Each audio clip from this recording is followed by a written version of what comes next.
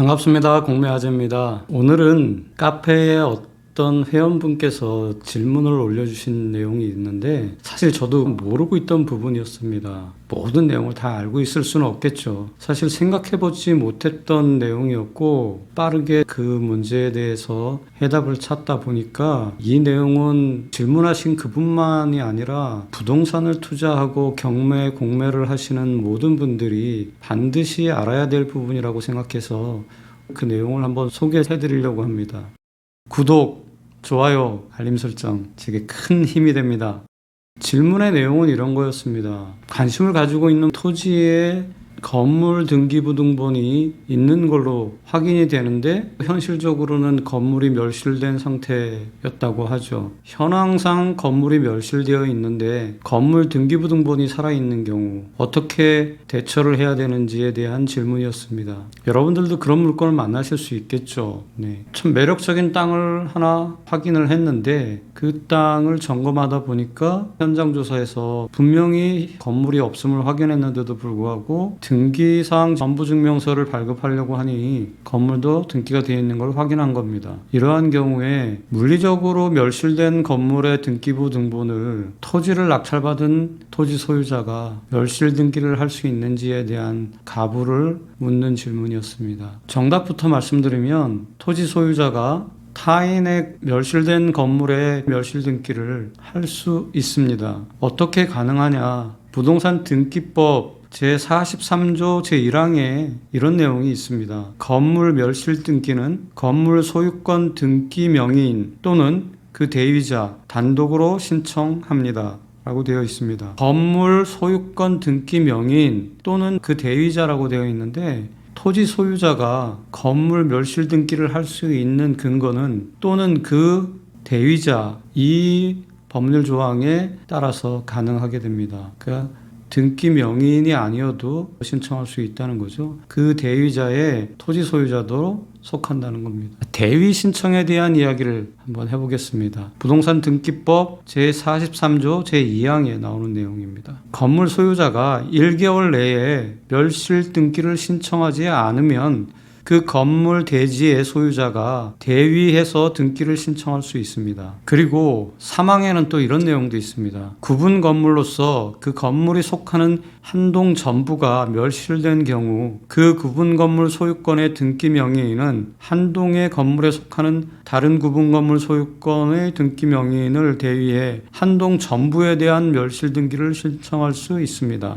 한마디로 한 동 전부가 멸실됐다면 그 동에 속하는 어느 1인이 건물 전체에 대한 멸실 등기를 신청할 수 있다는 이야기죠. 부동산 등기법 제43조 제1항, 2항, 3항을 살펴봤는데요. 건물이 멸실된 상태에서 등기가 남아있는 경우 토지 소유자가 건물 멸실 등기를 할 수 있느냐 하는 부분은 부동산 등기법 제43조 제2항에 의거해서 가능하게 되겠죠. 그 다음에 이러한 내용이 등기 선례로 남아 있습니다. 누군가가 등기에 대한 내용을 질문을 하고 등기소에서 그거에 대한 답변을 남긴 거죠. 그래서 그 등기 선례집을 하나 또 살펴보도록 하겠습니다. 질문이 이런 거였습니다. 집합 건물이 멸실되었으나 건물 소유자가 멸실 등기를 하지 않고 있습니다. 건물 대지의 소유자가 대신 건물 멸실 등기를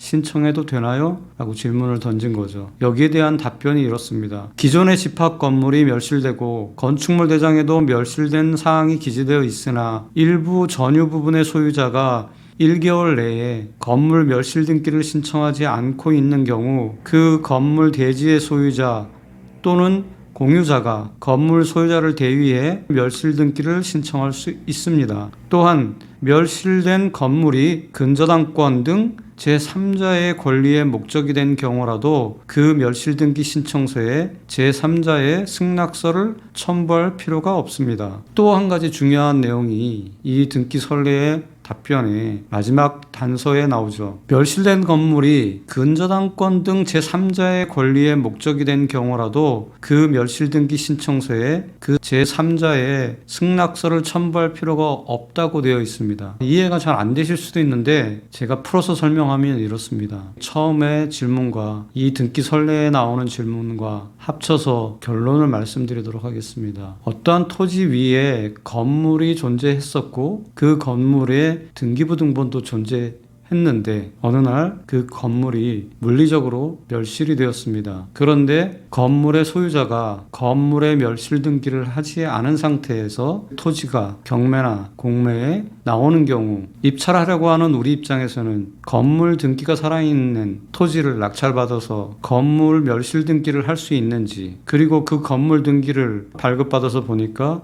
근저당이라든가 제3자의 권리에 목적이 되었던 건물임을 확인한다면 염려가 크겠죠. 건물은 존재하지 않지만 그 건물 등기는 살아있고 그 건물 등기에 제3자의 근저당이라든가 아니면 가압류라든가 이런 제한 권리들이 남아있다면 걱정스러울 거예요. 정말 이거 건물 멸시 등기 가능할지, 그 건물 소유자를 찾아서 멸시 등기를 요구해야 되는지 여러 가지가 복잡한 심정이 들 텐데, 오늘 말씀드린 부동산 등기법 제43조 제1항과 2항에 의거해서 대위자도 신청할 수 있다. 그 대위자에는 토지 소유자도 속한다. 그리고 2004년 3월 9일 등기설례 7-326 질문에 보면 집합 건물의 멸실이 이루어졌고 거기에 따른 대지 소유자가 건물 멸시 등기를 신청할 수 있느냐에 대한 여부에서 신청 가능하고, 그 건물 등기에 제3자의 근저당의 목적이 되었다 하더라도 그 3자의 승낙서를 첨부하지 않아도 된다는 답변이 있었습니다. 이런 모든 것들을 종합해 볼 때 멸실된 건물이 있는 경우 멸실 등기가 이루어지지 않았다 하더라도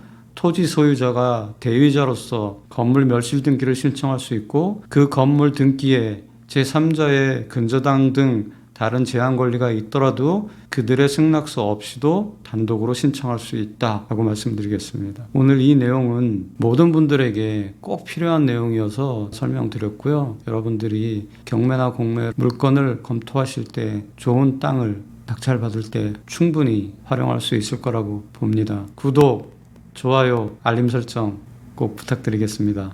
다음번에 더 좋은 내용을 가지고 여러분들 앞에 서겠습니다. 날씨가 추워졌는데 감기 조심하시고요. 오미크론 바이러스도 걸리면 안 되고 감기도 걸리지 않도록 늘 조심하는 생활을 했으면 좋겠습니다. 앞으로도 건강하시기 바랍니다. 감사합니다.